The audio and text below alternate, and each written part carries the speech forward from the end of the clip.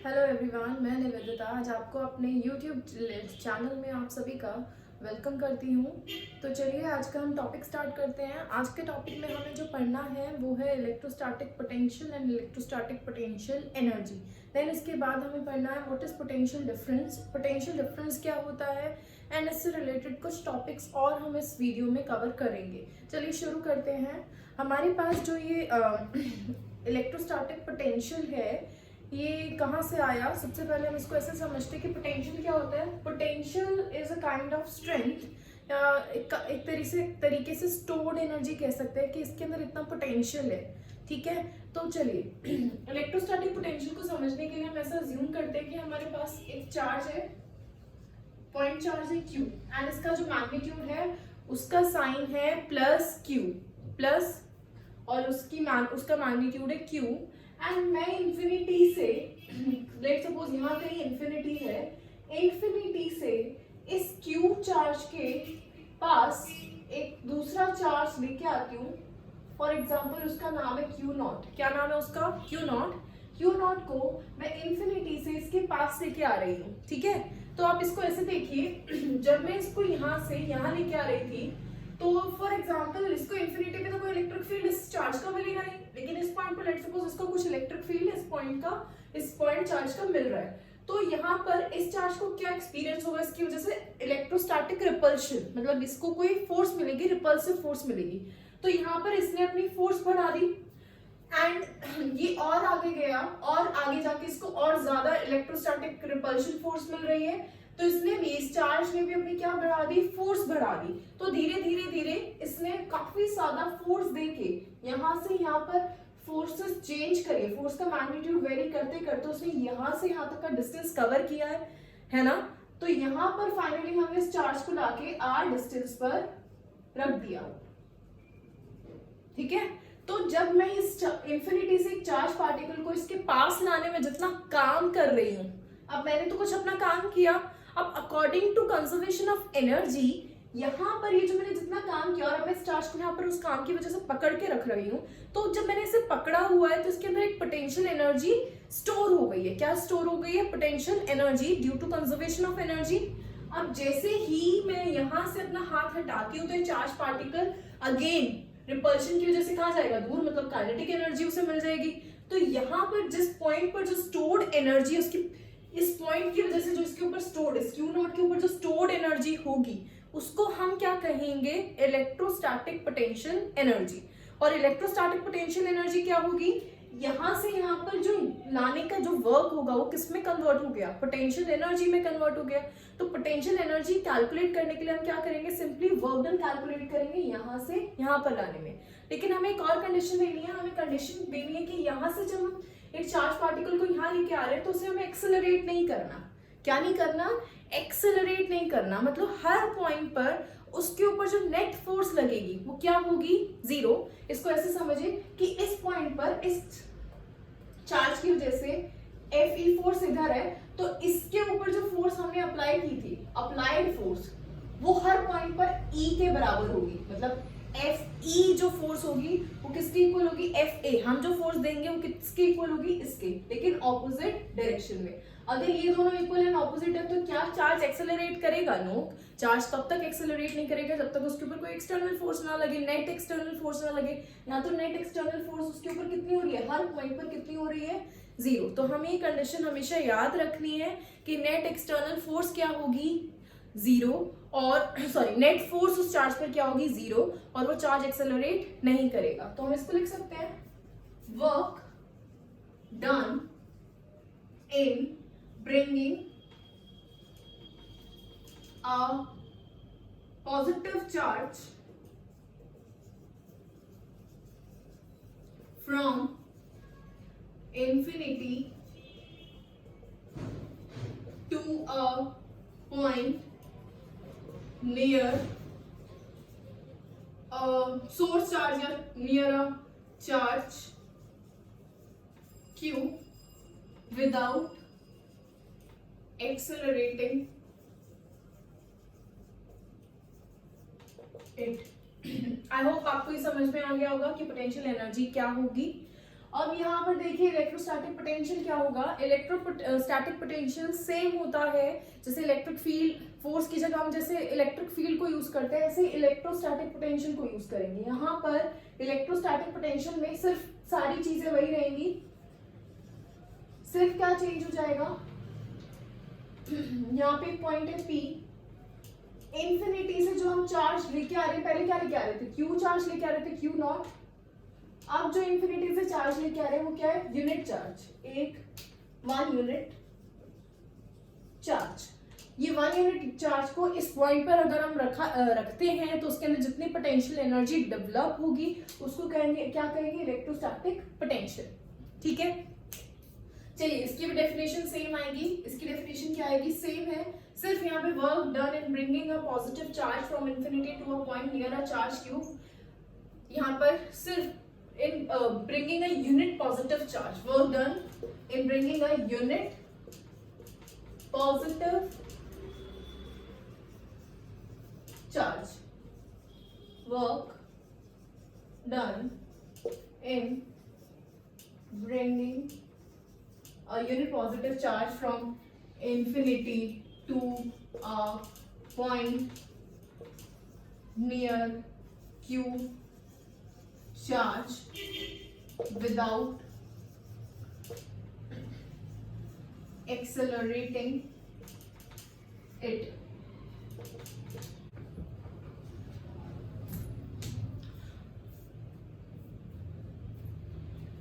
अब नेक्स्ट देखते हैं, नेक्स्ट हमें क्या कैलकुलेट करना है, हमें एक्सप्रेशन कैलकुलेट करना है किसका, इलेक्ट्रोस्टैटिक पोटेंशियल एनर्जी का एंड इलेक्ट्रोस्टैटिक पोटेंशियल का। तो चलिए शुरू करते हैं। इलेक्ट्रोस्टैटिक पोटेंशियल एनर्जी के लिए हम लोगों ने क्या कैलकुलेट किया है, वर्क डन कैलकुलेट किया है। सबसे पहले हम एक स्मॉल वर्क डन कैलकुलेट करते हैं। स्मॉल वर्क डन हमने क्या किया है कि हमने कुछ एक्सटर्नल फोर्स लगाई है, कितना डिस्टेंस मूव कराया है, सिर्फ और सिर्फ dx डिस्टेंस हमने मूव कराया है। अब ये जो एक्सटर्नल फोर्स है उस पॉइंट पर किसके इक्वल होगी, जो वहां पर नेट इलेक्ट्रोस्टैटिक फोर्स के इक्वल होगी, लेकिन ऑपोजिट डायरेक्शन में होगी, क्योंकि हम जो फोर्स लगा रहे हैं वो इस डायरेक्शन में लगा रहे हैं, लेकिन इलेक्ट्रोस्टैटिक फील्ड जो है वो हमें इस डायरेक्शन में मिल रहा है। तो इलेक्ट्रोस्टैटिक फोर्स इस डायरेक्शन में, हमें इस तरफ लगानी है, तो यहाँ पे एक माइनस साइन आ जाएगा, क्योंकि हमें Fe की टर्म्स में लिखना है, और हमारी F एक्सटर्नल जो होगी वो किसके इक्वल होगी, माइनस Fe के इक्वल। तो हमने इसको यहाँ से रिप्लेस कर दिया। नेक्स्ट हमें क्या करना है, टोटल वर्क डन कैलकुलेट करना है, कहां से कहां तक, इंफिनिटी से आर। तो देखिए हमने यहाँ पर इंटीग्रेशन का साइन इसलिए लिया क्योंकि हमारा जो ये Fe है, इलेक्ट्रोस्टैटिक फोर्स है, वो एक तरीके से वेरिएबल क्वांटिटी है, अलग अलग पॉइंट पर अलग अलग वर्क डन आएंगे। तो हमने इन सबका क्या ले लिया, इंटीग्रेशन ले लिया। ठीक है, तो हमने यहाँ पर टोटल इंटीग्रेट कर दिया। हमने माना कि हमारा इंफिनिटी पर वो चार्ज था और हम उसको कहां पर ले आए, आर डिस्टेंस पर ले आए, किससे, क्यू चार्ज से आर डिस्टेंस पर हमें क्या लेके आना है, इंफिनिटी से कोई चार्ज पार्टिकल लेके आना है।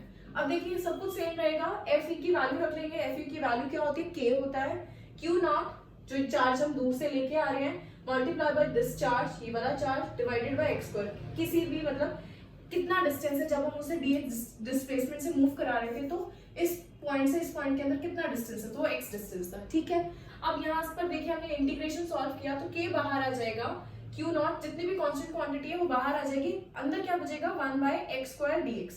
1/x स्क्वायर dx का जो इंटीग्रेशन होता है वो क्या होता है, x होता है। यहाँ से हमारा जब ये इंटीग्रेशन को जब हम फाइनली सॉल्व करेंगे तो हमारा आंसर क्या आएगा, potential energy is equals to k q naught upon r।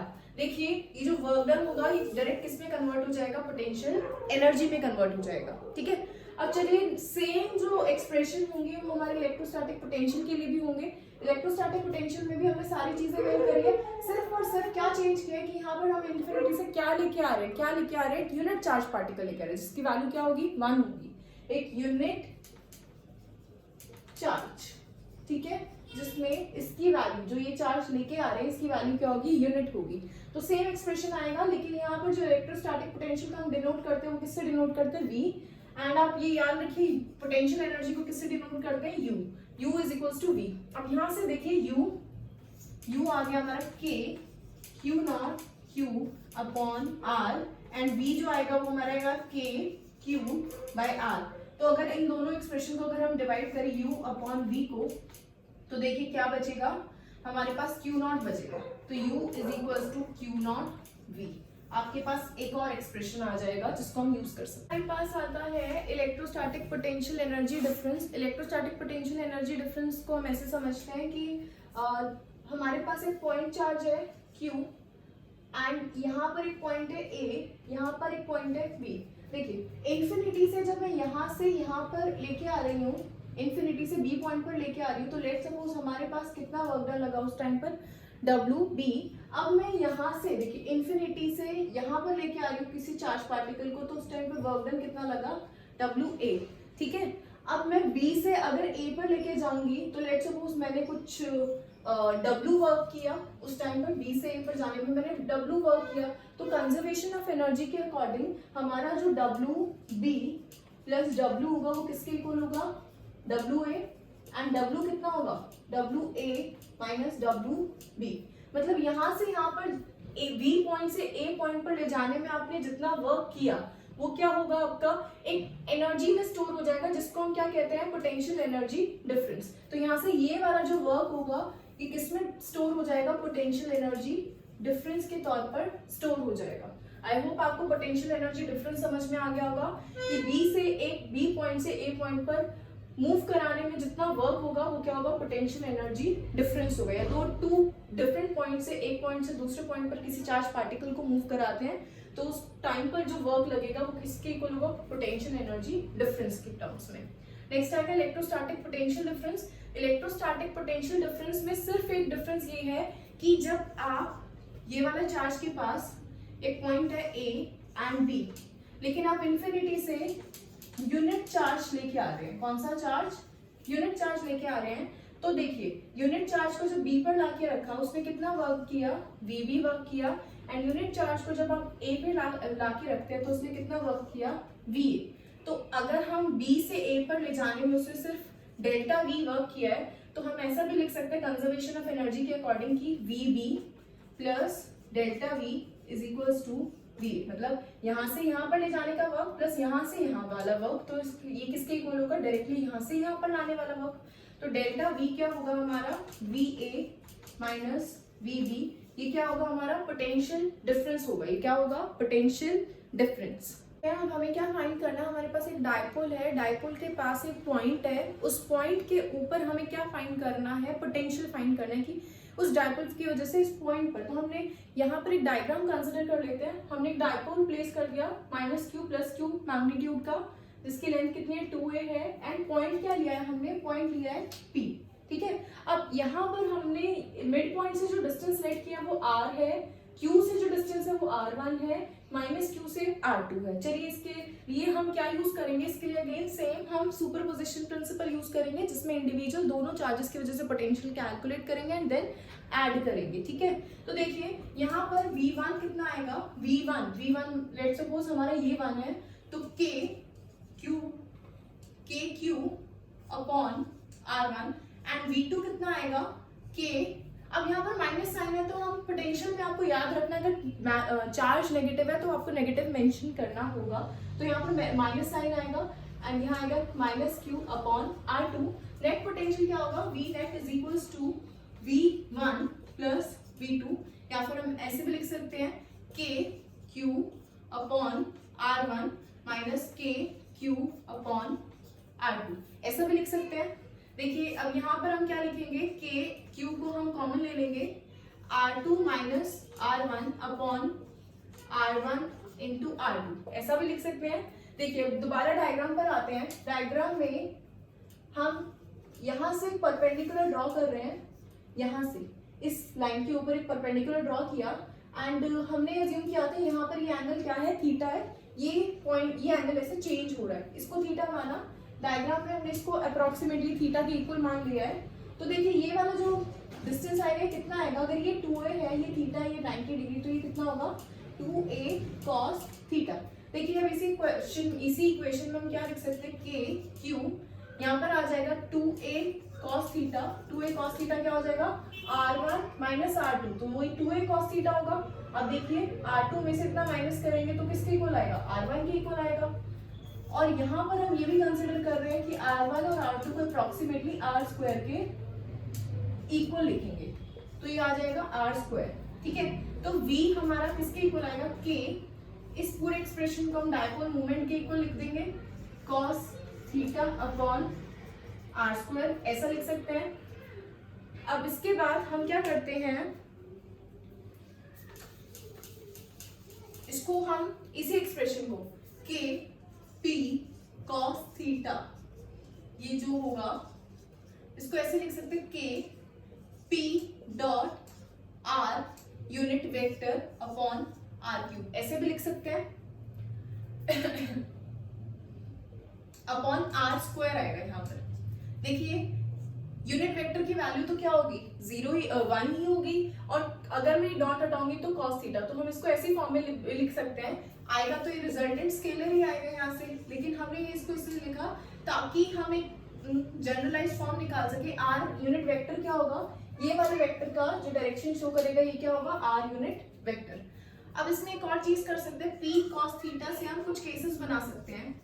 Theta अगर 0 होगा या फिर पाई होगा तो हमारा पोटेंशियल उस टाइम पर क्या आएगा, मैक्सिमम आएगा, क्योंकि cos थीटा उस टाइम पे मैक्सिमम या मिनिमम होता है। तो उस टाइम पर जब 0 होगा तो kp अपॉन आर स्क्वायर हो जाएगा, और पाई होगा तो कितना होगा, minus kp upon R square. लेकिन इसका सेकेंड फॉर्म क्या होगा, सेकेंड केस क्या होगा इसका, सेकेंड केस में जब थीटा क्या होगा 90 डिग्री या फिर पाई बाय 2, तो उस टाइम पर v की वैल्यू कितनी आएगी, जब थीटा 90 होगा तो देखिए आप बताइए क्या होगा, थीटा 90 तो cos 0 हो जाएगा, यहाँ से kp अपॉन यहाँ से हमारा पोटेंशियल कितना हो जाएगा 0। इससे हम क्या जनरलाइज कर सकते हैं कि इक्वेटोरियल पॉइंट पर पोटेंशियल क्या होता है, 0 होता है, यानी इस लाइन पर, ये बिल्कुल मिड पॉइंट पर पूरी लाइन पर पोटेंशियल क्या होगा, 0 होगा, और इसके एक्सियल पॉइंट पर मतलब यहाँ या फिर यहाँ, वहां पर पोटेंशियल क्या होगा, मैक्सिमम होगा।